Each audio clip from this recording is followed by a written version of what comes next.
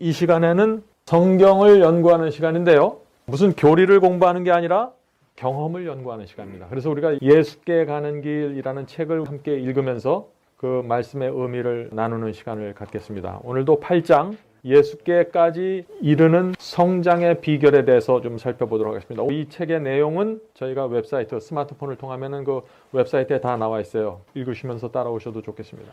먼저 본문을 읽도록 하겠습니다.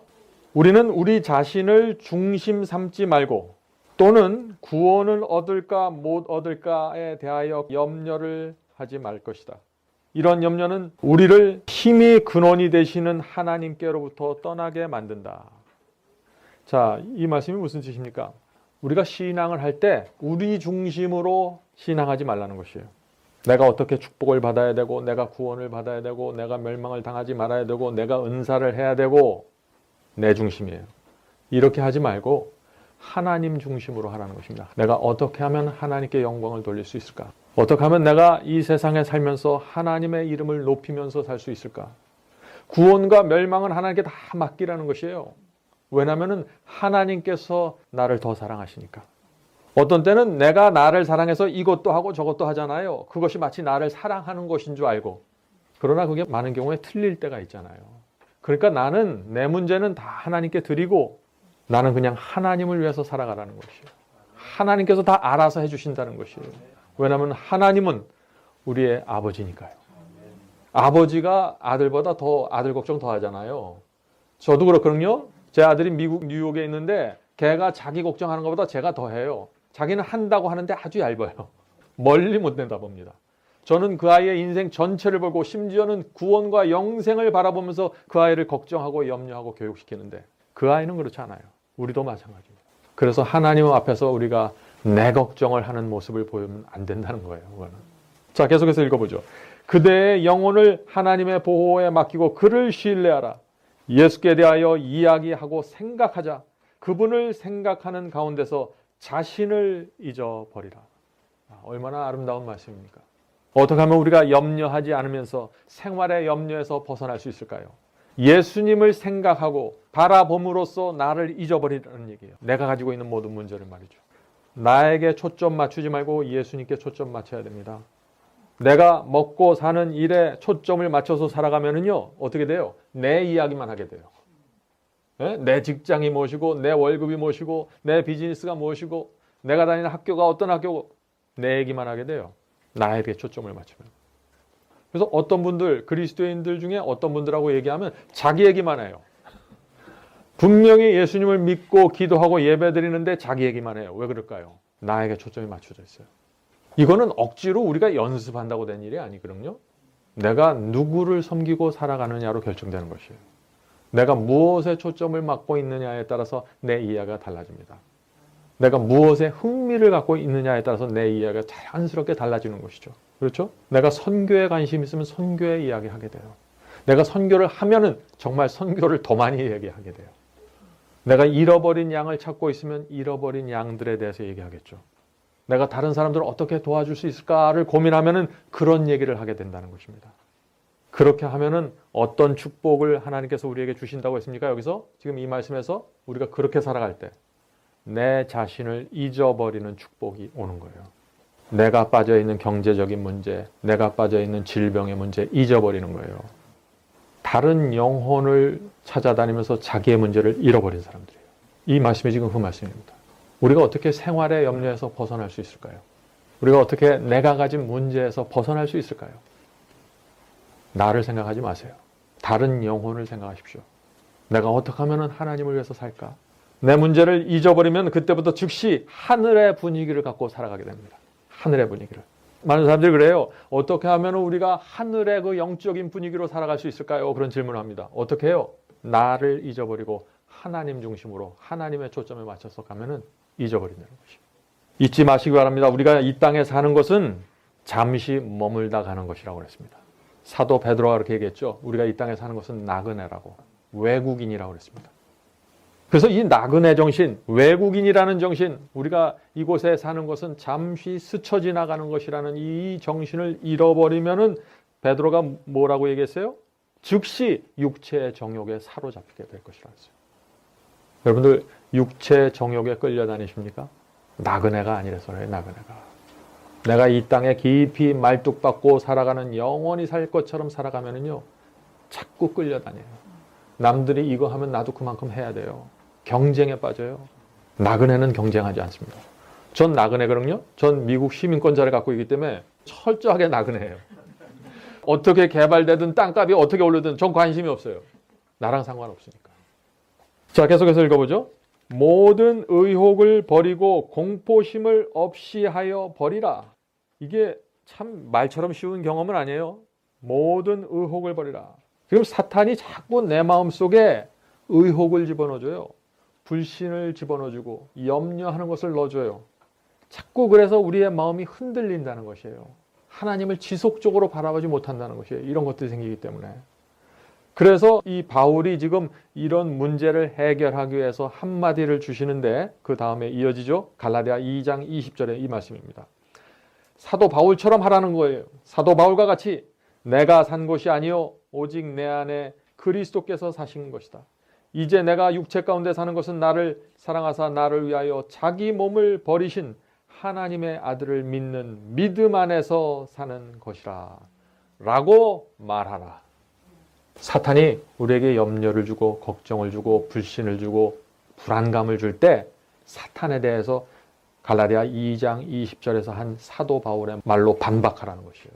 네가 아무리 나를 그렇게 괴롭혀도 나는 내 안에 계신 그리스도께서 살아계시다. 내가 비록 육체 가운데 있어서 이렇게 시험을 받고 충동을 느끼지만 나를 사랑하사 나를 위해서 죽으신 하나님의 아들을 믿는 믿음으로 나는 살겠다. 갈라디아 2장 20절의 말씀 아닙니까?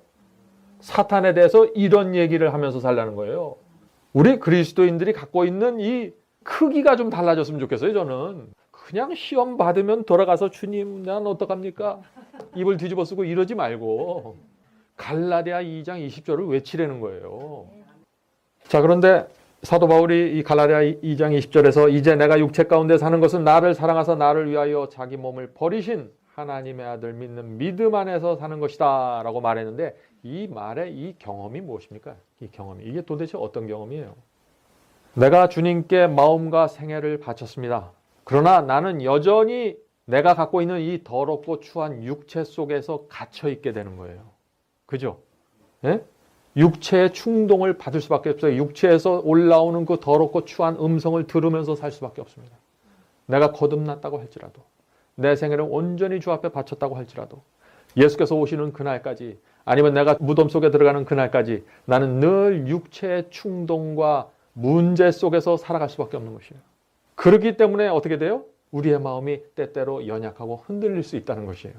그러나 바울은 어떻게 돼요? 거기서 주저앉지 말라는 거예요. 거기서. 뭐예요?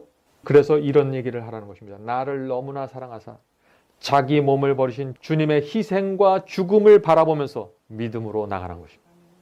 아무리 신앙이 좋은 사람도 충동을 느껴요. 육체로부터. 사도 바울도 그래서 I die daily. 나는 매일 죽는다. 날마다 죽는다고 말한 거예요. 사도 바울처럼 거룩한 사람도 그렇게 날마다 충동을 받은 거예요. 예? 당연한 거예요. 그거는. 그런데 오늘날 많은 교회에서 그런 얘기를 하죠. 우리가 이런 충동을 받고 우리는 너무나 연약하기 때문에 우리는 쓰러질 수밖에 없습니다. 누가 그래요? 사도 바울은 그렇게 얘기 안 해요. 사도 바울은 뭐라고 얘기해요? 주님의 희생과 죽음을 알기 때문에 내가 믿음으로 나가겠다 얘기하는 거예요. 반만 얘기하면 안 됩니다. 육체가 얼마나 강하고 악하고 충동질하는지만 강조하면 안 돼요. 그것은 진실이에요. 우리가 날마다 느끼는 진실된 경험입니다. 그러나 그것만 말하고 끝나는 건 반쪽이에요. 나머지 반은 뭐예요? 그럼에도 불구하고 그리스도의 사랑과 은혜를 바라보는 것입니다. 그리고 믿음으로 나가는 것이 그분을 붙잡고 그런 믿음으로 나가지 않으면 맨날 쓰러지고 끌려다니다 끝나요. 자, 이것이 바로 우리가 주 안에서 거하는 신앙이라고 예수께 나가는 길에 이 책에는 말하고 있는 것입니다. 여러분들 정말 이렇게 살기 원하십니까? 전 정말 원합니다. 그러다가 만약에 쓰러지고 죄를 범하면 어떡합니까? 그렇게 질문하죠. 뭐가 문제예요? 다시 주님께 나가서 주님, 제가 여기 이렇게 또 나왔습니다. 용서해 주십시오. 그래서 십자가가 있는 거 아닙니까? 그러나 십자가를 악용하면 안 됩니다. 십자가가 항상 저기 있어서 용서를 해주기 때문에 내가 마음대로 살아가도 문제가 없겠구나. 이건 십자가를 악용하는 사람들이에요. 주님의 피를 악용하는 사람들이에요. 십자가는 내가 성령의 능력으로 살다가 어떻게 해서 실수로 넘어지고 쓰러졌을 때 주여 나를 도와주시옵소서 하는 마지막 나의 보루지 언제든지 갖다 빼서 쓸 수 있는 무슨 ATM 기계 같은 게 아니에요. 자, 계속해서 읽겠습니다. 하나님을 의지하라. 하나님은 그대가 맡긴 것을 능히 보호할 수 있다. 그대가 자신을 그의 손에 맡기면 그분께서는 그대로 하여금 사랑하신 자로 말미암아 이기고도 남음이 있게 하시리라. 얼마나 감사합니까? 승리에 대한 보장이 있어요. 예? 간신히 이기면서 나가는 게 아니에요. 이기고도 남음이 있게 하시리라. 왜 그럴까요? 왜 이렇게 능력 있는 이야기를 쓸 수 있을까요? 왜냐하면 하나님의 사랑과 은혜가 너무나 크기 때문에. 그래서 바울은 주의 사랑이 나를 강권하시는도다. 사랑은 우리를 강권해야 돼요. 어떤 사람들은 십자가의 사랑을 말하긴 말하는데 십자가의 그 강권하는 사랑을 말하지 않아요. 반쪽짜리 사랑입니다. 반쪽짜리 십자가예요. 십자가는 우리를 강권합니다. 우리를 드라이브합니다. 우리가 죄에서 빠져서 고민하고 있을 때, 시험에 들려서 고민하고 있을 때 십자가가 나를 강권해서 끌고 나가요. 그것이 거듭난 그리스도인입니다. 십자가가 나를 강권하지 못한다. 여러분들 생각하셔야 돼요. 회개하셔야 돼요. 거듭나야 됩니다. 하늘로부터 새 마음을 받아야 돼요. 이 경험은 아무나 갖는 경험이 아니에요. 주 앞에 자신의 마음과 생애를 바친 거듭난 그리스도인들에게 허락되는 경험을 말하는 것이에요. 바리새인들이 이런 경험 못해요. 주 안에 거하는 자는 그래서 하나님의 능력을 바라보게 되는 것입니다. 왜? 능력은 내 속에 없는 걸 알기 때문에. 능력은 하늘로부터만 오는 거예요. 내 속에서 그거 끄집어내지 못해요. 하나님의 능력이라면 내가 당하고 있는 이 정도의 고통과 환난에서 틀림없이 나를 구원해 주실 것이다. 이게 살아있는 믿음입니다. 하나님께서 말씀 한마디로 온 우주를 창조하셨는데, 말씀 한마디로 홍해를 가르신 분인데, 죽은 자까지 살리시는 분인데 이 정도의 어려움에서 나를 못 구원해요? 그건 말이 안 된다는 거예요. 이게 성경에 있는 믿음의 노독들이 갖고 있던 믿음입니다. 오늘날 근데 현대 기독교에서 이런 믿음이 사라져 버렸어요. 그래서 계명을 지키질 못하는 거예요. 계명을. 조금 자기의 마음과 맞을 때만 지켜요. 내 형편에 맞을 때만 지켜요. 내 마음이 달라지면은 나의 형편과 달라지면 그다음부터 난 못 지켜요. 주님 은혜로 저를 구원해 주세요. 이런 얘기하죠. 우리가 시험과 유혹과 고통 속에 있을 때 그 속에 들어가서 단지 참고 기도하면서 인내하는 신앙, 그것도 참 좋은 거지만 그 정도의 신앙으로 만족하지 마십시오. 우리는 뭘 바라봐야 되냐면 지금 내가 처해 있는 이 상황을 뒤집어 엎을 수 있는 하나님의 능력을 바라봐야 돼요. 적극적으로 가세요. 적극적으로. 네? 너무 소극적이에요. 우리가 갖고 있는 신앙들이. 이 상황을 뒤집어 엎을 수 있는 하나님의 능력과 섭리를 바라보면서 주께서 하라고 하신 일을 하면서 나가는 거예요. 그게 믿음입니다. 홍해가 있잖아요. 하나님께서 이 홍해를 가르실 수 있다. 충분하다. 그런 믿음으로 홍해로 가는 거예요. 그럴 때 가르시는 것입니다. 오늘 많은 사람들이 그런데 어떻게 해요? 홍해가 나타나면 자 빨리 배를 만들어야 되겠구나. 어디 물이 낮은 곳이 없나 찾아보자. 그래서 우리 생애 속에 홍해가 갈라지는 기적이 나타나지 않는 거예요. 다 우리 힘으로 해결하고 나가니까. 이게 인간적인 믿음이에요. 인간적인 믿음. 살아있는 믿음은 아니라는 것입니다. 그거는. 성경의 믿음을 보세요. 어디 그런 식으로 이 믿음이 나타나 있어요. 히브리서 11장에 나오는 믿음장에 있는 그 믿음의 조상들의 삶을 보세요. 하나님의 이적과 기적이 늘 그들과 함께 했습니다. 자, 그 다음 문제 좀 보겠습니다. 이 문장은 굉장히 좀 심각한 내용입니다. 그리스도께서 인성을 취하셨을 때, 그리스도께서 우리와 같은 본성을, 우리와 같은 육체를 취하셨을 때 그런 뜻입니다. 그리스도께서 인성을 취하셨을 때 그는 사람 자신의 선택 외에는 아무런 능력이라도 능히 끊을 수 없는 사랑의 줄로서 당신 자신을 인류에게 붙들어 매셨다. 자, 이게 무슨 뜻입니까? 이 번역이 좀 까다롭게 되어 있는데 이게 무슨 뜻이에요? 그리스도께서 우리를 사랑의 줄로 연결시켰어요. 줄이 연결되어 있어요. 지금 우리와 주님 사이에는. 근데 이 줄은 아무도 끊을 수 없다는 것이에요. 심지어는 사탄도 끊을 수 없다는 것이에요. 그런데 누구만 끊을 수 있어요? 나만 끊을 수 있다는 거예요. 나만. 나는 끊을 수 있다는 거예요. 지금 그 얘기를 하는 거예요. 이건 굉장히 중요한 사상입니다. 성령께서 아무리 우리 마음속에서 호소한다고 할지라도, 예? 하나님께서 아무리 우리에게 놀라운 이적을 보여주신다고 할지라도 다른 사람은 그것을 거절할 수 없고 사탄도 그것을 거절하도록 나를 만들 수 없지만 나는 그것을 거절하고 물리칠 수 있다는 것이에요. 심지어 하나님의 사랑까지라도. 그래서 Life of Jesus 1권 54페이지에 책에는 이렇게 기록되어 있습니다. 제가 이 말씀을 좀 읽어드릴게요. 사탄은 결코 우리로 하여금 억지로 악을 행하게 할 수는 없다. 네? 여러분들 뭐 사탄에게 떠밀려서 죄를 범한 적 있습니까? 지난주에? 나는 정말 하기 싫었는데 사탄이 밀어서 어쩔 수 없이 눈물을 흘리면서 그거 했다. 그런 분이 있으세요 여기? 그럴 수 없는 거예요. 계속해서 읽어보죠. 사탄은 우리의 마음이 사탄의 지배에 굴복되지 않는 한 우리를 주관할 수가 없다. 우리가 사탄의 손을 잡아야 돼요. 사탄이요, 내가 당신의 말을 듣겠습니다. 내가 당신의 권력, 권세 밑으로 들어가겠습니다. 동의하기 전까지는 사탄은 누구도 건드리지 못한다는 것이에요. 아주 공정한 게임이에요. 이게 지금 하나님도 마찬가지예요. 내가 하나님의 손을 잡고 하나님, 제가 이제 하나님을 섬기겠습니다. 당신의 권세 밑으로 들어가겠습니다. 저를 종으로 삼아 주십시오. 이렇게 내가 선택할 때까지 하나님도 나를 푸시하지 못합니다. 억지로 강요하지 못해요. 단지 하나님께서는 사랑을 통해서 우리에게 호소하시는 거예요. 십자가를 높이 들어 올리시면서 이것을 봐라, 네가 이래도 나를 따라오지 않을래, 이렇게 호소하시는 거예요. 그거는 푸시가 아니죠. 강요가 아니죠. 호소죠. 계속해서 읽겠습니다. 자, 사탄이 우리를 지배하려고 할 때 우리의 의지가 먼저 승낙하고 우리의 의지가 먼저 허락하고 우리의 믿음의 손이 그리스도를 놓기 전에는 사탄은 자신의 세력을 우리에게 행사할 수 없는 것이다. 이 말씀에 동의하십니까? 아멘. 근데 이런 이야기를 오늘날 현대 기독교에서 정말 듣기 어려운 얘기죠. 이런 얘기 잘 안 합니다.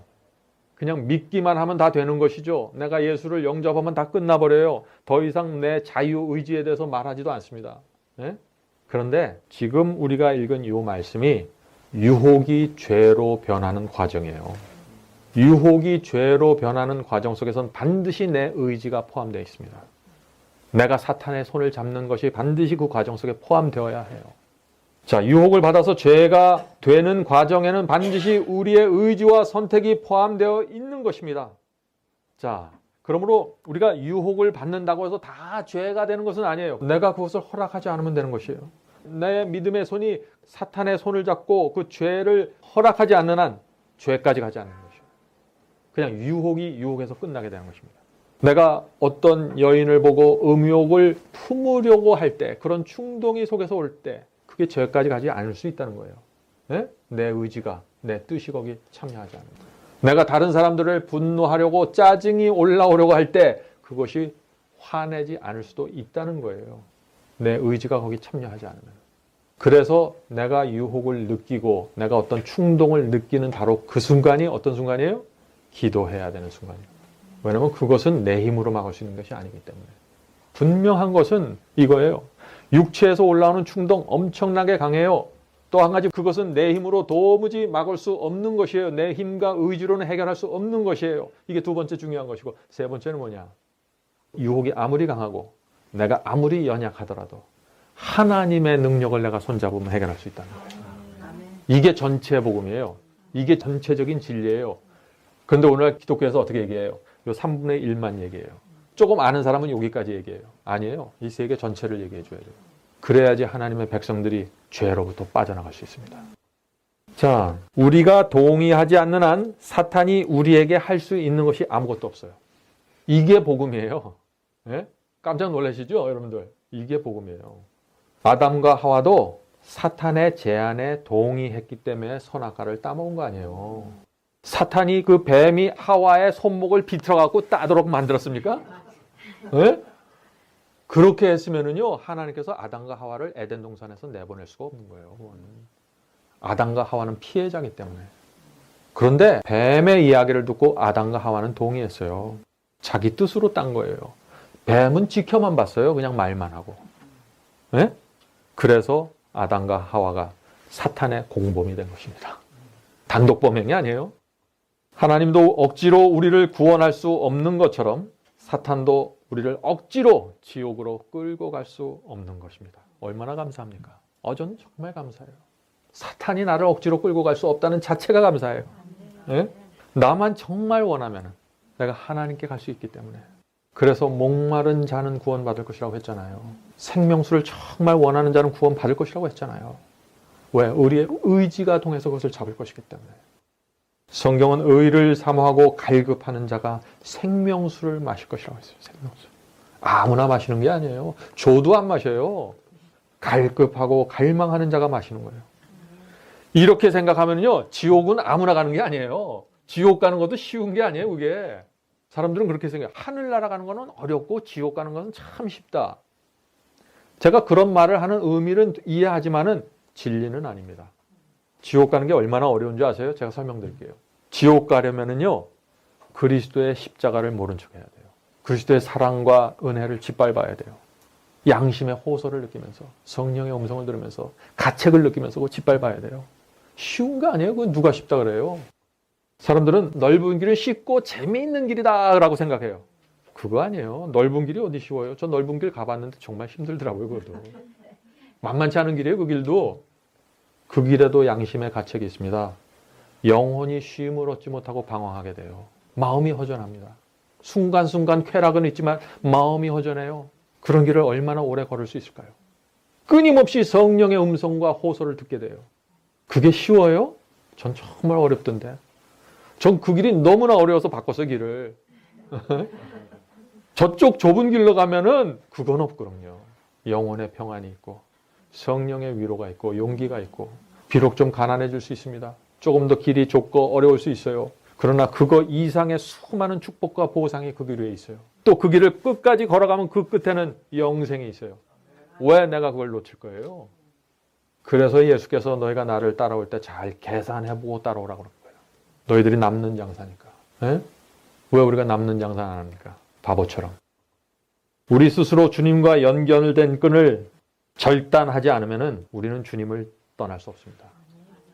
주님께서 우리와 같은 인간이 되셔서 십자가의 사랑으로 우리를 그리스도와 묶어버렸어요. 그렇기 때문에 우리가 떠나려면 이 줄을 다 끊어버려야 돼요. 그게 쉽습니까? 누가 쉽다 그래요? 나 이외에는 누구도 끊을 수 없는 줄로 나를 묶어주신 것. 그게 하나님의 은혜입니다.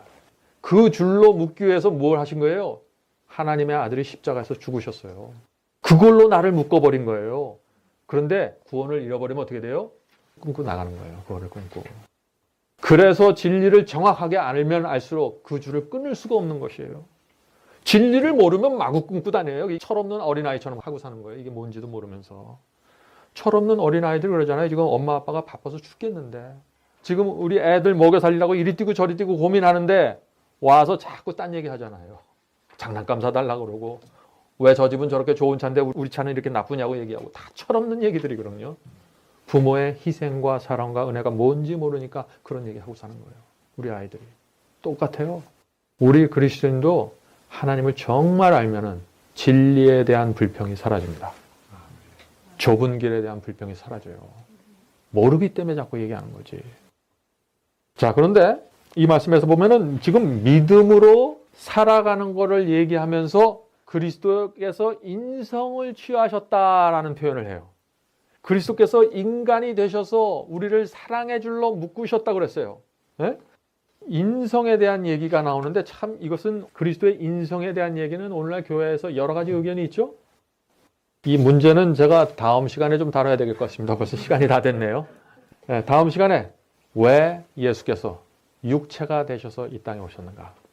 왜 예수께서 성령의 능력을 통해서 여자의 자궁 속으로 스스로 들어가셨는가? 남편, 아버지의 도움 없이 왜 스스로 들어가셨는가? 목적이 무엇인가? 이런 문제를 다음 시간에 좀 살펴보도록 하겠습니다. 자, 이제 기도하고 마치도록 하겠습니다. 하늘에 계신 아버지, 저희를 사랑의 줄로 묶어주셔서 감사합니다. 주님, 저희는 그 줄을 끊을 수가 없습니다. 주님의 사랑을 기억할 때마다 저희의 부족함과 연약함을 인정할 수밖에 없지만은 결코 주님께서 묶어놓으신 이 줄 밖으로 나가기 원치 않습니다. 사탄이 우리를 건드리지 못하게 도와주시옵소서. 주님, 저희 마음속에 십자가의 사랑을 새겨 주시옵소서. 그것이 우리의 삶의 능력이 되고 믿음이 될 수 있도록 도와주시옵소서.